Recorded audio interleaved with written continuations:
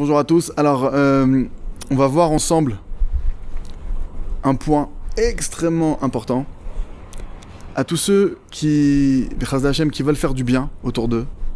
Il y a une règle importante à connaître parce que cette règle-là, qu'on va voir tout de suite dans un instant, elle est fondamentale parce que ça peut arriver des fois qu'on se pose la question: comment ça se fait avec tout le bien que je fais que je me retrouve dans telle situation?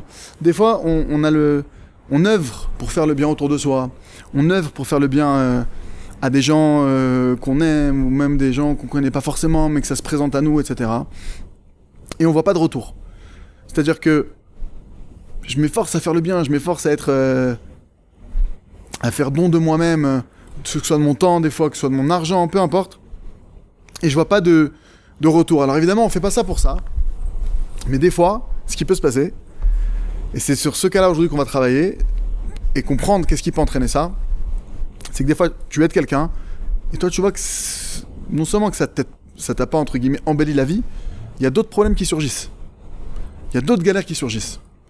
Comment c'est possible? Et là, c'est des questions qui peuvent après survenir. Comment c'est possible que quelqu'un maintenant qui fait la volonté de Dieu, qui va chercher maintenant à faire le bien autour de lui-même, etc., il vit telle et telle situation? Comment ça se fait que tel donateur qui a soutenu financièrement telle et telle personne, lui aujourd'hui, il a des problèmes d'argent? Comment c'est possible? On se demande tout ça. Alors déjà, il y aurait, on va dire, il y a pas mal de choses, pas mal de pistes à voir, mais déjà, cette piste-là que je vous donne, c'est sûr que si jamais elle n'est pas respectée, si cette clé-là qu'on va voir tout de suite, si elle n'est pas respectée comme il faut, c'est sûr que déjà, il ne faut pas chercher midi à 14h. C'est déjà le point du problème. Pour comprendre la clé qu'on va voir tout de suite, on va reprendre brièvement un passage du Tanakh, de la Torah écrite précisément. Là-bas, il y a une histoire avec Elkana. Elkana, c'était le grand de sa génération. Il avait une femme qui s'appelait Hana. Hana, elle n'arrivait pas à avoir d'enfants. Hana, elle n'arrive pas à avoir d'enfants, des années, elle n'arrive pas à avoir d'enfants. Et maintenant, il y avait, à l'époque, on avait le droit d'avoir plusieurs femmes. Elkana, il avait deux femmes. Il avait Hana et Pnina. Maintenant, Pnina, Blainara, elle avait 10 enfants. Elle avait beaucoup d'enfants, etc. Et maintenant, Pnina, elle a pris en pitié Hana. Elle voulait l'aider. Et comment est-ce qu'elle s'est mise à l'aider, précisément? Elle l'a titillée. Elle lui faisait des pics, elle lui lançait des pics et des remarques, mais dans le but que Hana, elle s'émeuve et qu'elle se mette à prier, qu'elle ouvre son cœur vers Dieu, qu'elle, avec sa prière, qu'elle prie avec puissance et qu'elle obtienne un enfant. Et véritablement, après de nombreux efforts, une fois, Pnina, elle a vraiment titillé à fond, elle a vraiment été dure. Ils étaient au Beth Amikdash, et il y avait maintenant une dizaine d'assiettes devant elle pour ses 10 enfants, et elle dit à Hana: et toi Hana, ils sont où tes enfants? Regarde-moi, j'ai 10 assiettes devant moi, une dizaine d'enfants. Et là, Hana, elle était voir son mari. Son mari lui a dit: mais tu vaux mieux pour moi que plus que 10 enfants. Nos maîtres, ils enseignent que de là, elle a compris que son mari, il avait arrêté de prier pour ça. Donc elle s'est sentie seule au monde. Elle a décidé d'aller prier de toutes ses forces. Elle est partie au Beth Amikdash, grâce à, on va dire, suite à la petite pression de Pnina. Et elle a fait une prière.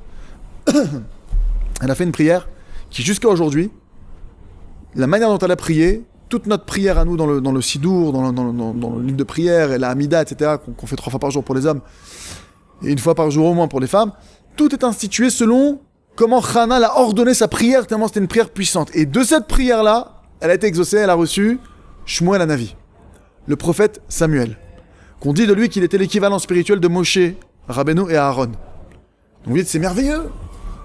Pnina, son intention, c'est de permettre à Hana de s'éveiller à la prière et de faire maintenant une prière du fond du cœur, et que grâce à cette prière, elle obtient un enfant, et c'est ce qui s'est passé. Oui, grâce à Pnina, Hana a eu son enfant. Sauf que, on voit par la suite que Pnina a perdu ses 10 enfants. Vous me dites, c'est horrible. Une femme qui a permis à une personne d'avoir des enfants, de lui faire, entre guillemets, elle a courtéché, elle a mis le pied à l'étrier de la prière, elle l'a poussé pour que c'était une vraie intention positive. La Torah, elle témoigne que Pnina, son intention était pure. Elle a perdu 10 enfants. Alors la question se pose, mais comment ça se fait? Dieu préserve, je ne dis pas ça sur Dieu, mais la question que quelqu'un qui passe par une situation pareille peut se dire, mais où est la justice divine, etc. Alors il faut savoir que c'est une règle. Si pour faire du bien, tu fais du mal, tu payes pour le mal que tu fais. Mais j'ai fait du bien derrière. Le bien, il a été engendré par l'intermédiaire du mal. Celui qui fait du mal sur terre, que Dieu nous en préserve, il paye. Et c'est pourquoi il dit le Rav Arush, Rabbi Mori dit que Hachem donne longue vie, dit qu'il faut prier, il faut demander à Dieu, mon Dieu, je t'en prie, aide-moi à pas être un bâton pour qui que ce soit, je veux être un soutien pour l'humanité, je veux être une aide pour l'humanité, je veux faire de mal à personne, je veux blesser personne, je veux vexer personne, je ne veux pas être ce genre de personne. Si quelqu'un m'entend recevoir un coup, pas par moi. Moi, je veux soutenir. Moi, je veux aider. Moi, j'ai pas envie de faire du mal à quelqu'un. Pourquoi ? D'une part, parce que j'ai pas envie de faire du mal aux autres, et d'autre part, clairement, c'est égoïste comme raison, mais c'est véridique. J'ai pas envie de prendre des coups. J'ai pas envie de souffrir. Pnina, elle a perdu tous ses enfants, Chas v'Shalom, Dieu préserve. Ça veut dire que c'est la pire des souffrances, elle s'est pris une épreuve. Pourquoi ? Il n'y a pas de souffrance qui reste impunie. Et Dieu préserve. Donc ça veut dire que ce principe que je vous donne, que la Torah nous donne, qu'Hachem nous aide à l'appliquer, que ce soit avec nos enfants. Tu veux éduquer ton fils en le tabassant, Chas v'Shalom. Tu veux éduquer ou faire prendre conscience à un ami ou à ta femme d'une erreur en la blessant, en étant virulent, avec des paroles dures, ça se paye. C'est pourquoi, il faut savoir, et c'est un principe, ce que tu as réussi à faire avec la violence, avec la dureté, tu aurais eu beaucoup plus de résultats si tu avais utilisé l'amour. À nous de nous rappeler ça, des fois on a la solution de facilité de se dire, je vais, même quelqu'un qui est bien intentionné, mon intention, elle est ce qu'elle est, mais maintenant, concrètement, dans le passage à l'acte, j'ai fait pleurer des gens, Dieu préserve. J'ai heurté des gens, Dieu préserve. Ça se paye. Alors qu'Hachem, il nous aide et qu'il nous préserve, de toujours faire partie de ceux qui aident, de ceux qui font du bien, en utilisant toujours le levier de la bonté, de faire du bien aux autres par le bien, et en permettant à ce que nos actions soient agréables.